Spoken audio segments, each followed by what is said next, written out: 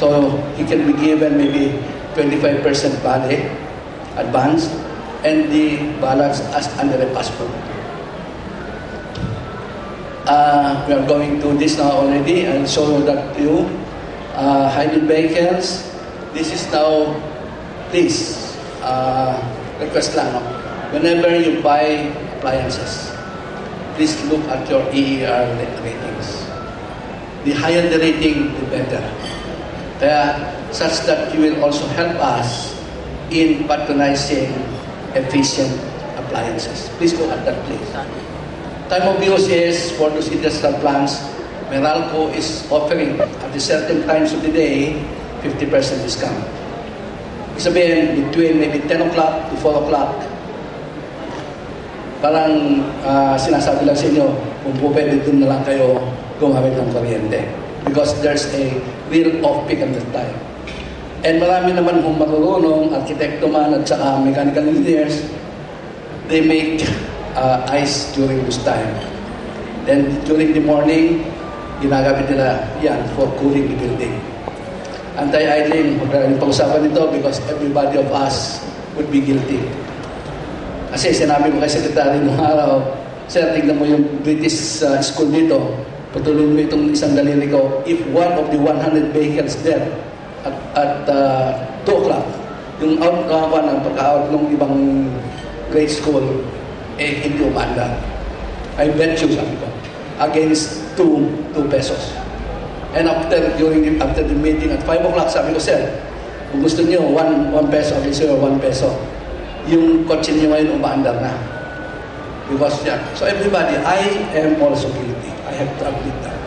Because definitely we would like to be comfortable in getting into our cars. However, there are already areas like Ateneo. Ateneo will not allow you to have your cars idling for more than 30 seconds or 1 minute.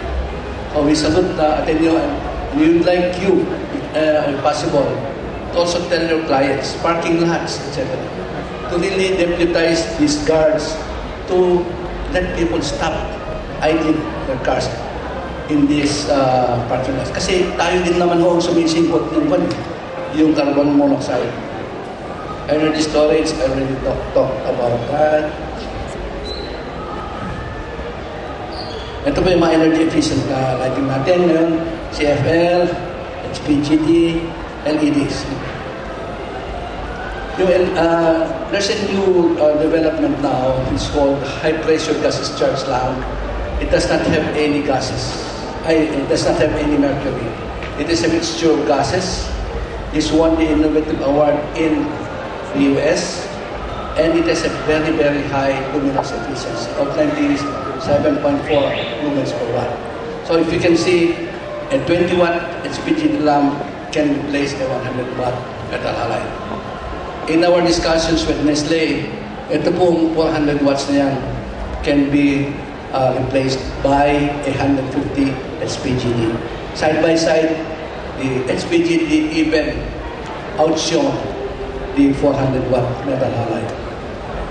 Low heat generation and well, look at this energy efficient production. It is available in warm yellow and daylight white. And since it is only as big as this, as my thumb, disposal is easy and a little bit safer than the CFLs.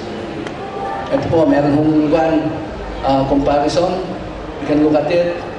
I am also an advocate of LED. LED is the lamp of the future. However, like a diode, ano naman yung engineering, no?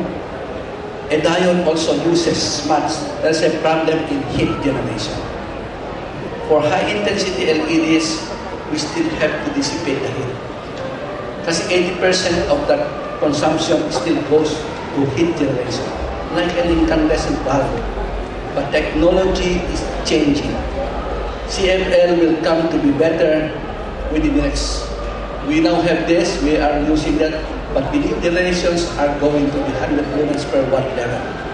However, these are extremely expensive at the moment.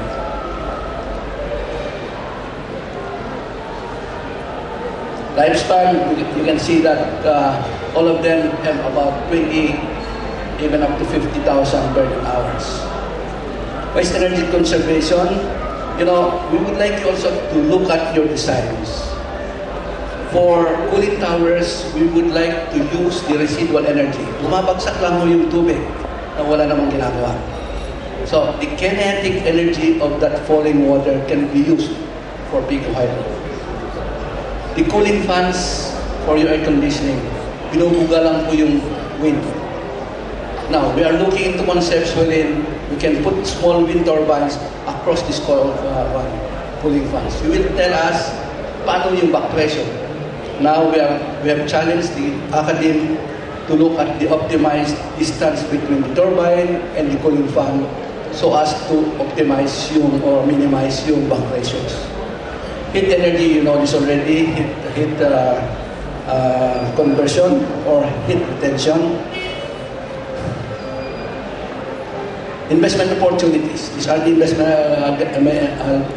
go to this very fast. Power generation, infrastructure, tignan po ninyo kung ano ang possible opportunities for you. For non-power, you can look at this.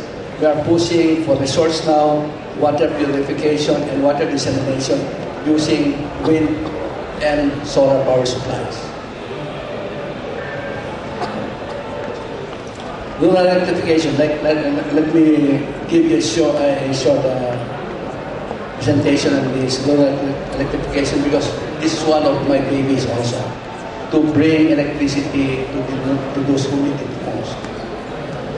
It boils down mostly to affordability. These are the barriers. Limited awareness, expertise and information. Well, the effective policies, we are now, after the RE law has been passed, we are now looking at implementing rules and regulations to really see to it that the benefits of renewable energy will really reach the grassroots. Financing, ang problema kasi natin dito is even the Development Bank of the Philippines acts like a bank. Ang pinakuutang lang yung hindi kailangan umutang ng pera. Kasi sila lang kasi daw ang qualified na mangutang. Kasi they can pay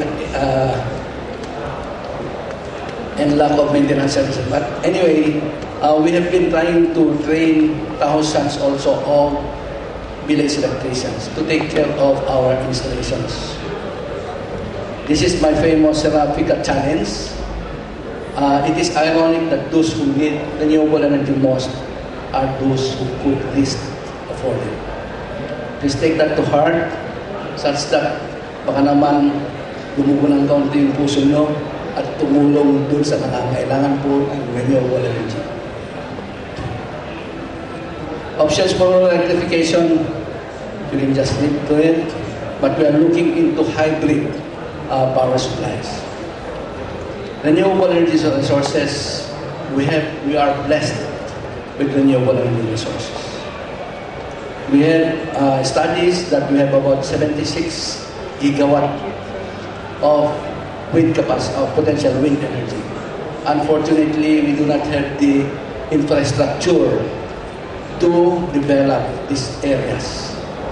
I have this slide dito, kaya I took it off.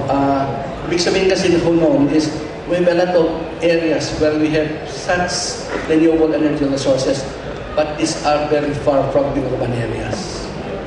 Even just bring the turbines, yung poste ho ng, yung towers ho ng wind turbines, we don't even have the roads to bring them to where it is needed. So, the potential of wind sa amin, according to UP, is about 10% of this. Doable immediately. However, as the need may increase, then maybe again the feasibility for nearby areas can also be, I would say, maybe in 10 years, these areas can also be developed.